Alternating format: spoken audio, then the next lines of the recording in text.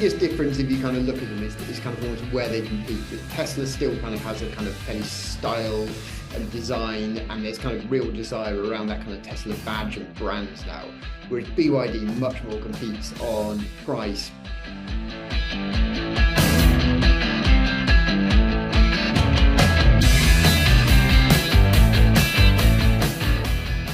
BYD is really looking to expand globally. So in the last couple of years, it started selling cars in Europe, and it really does have kind of bold ambitions to kind of keep growing in Europe.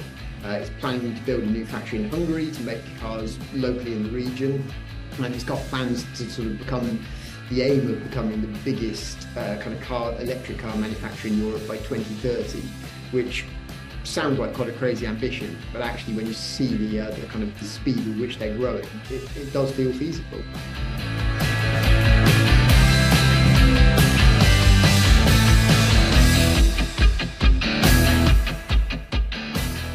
You have Tesla, which is a kind of American startup, only started just over a decade ago, and BYD, which is a Chinese firm that only really started making cars about 20 years ago.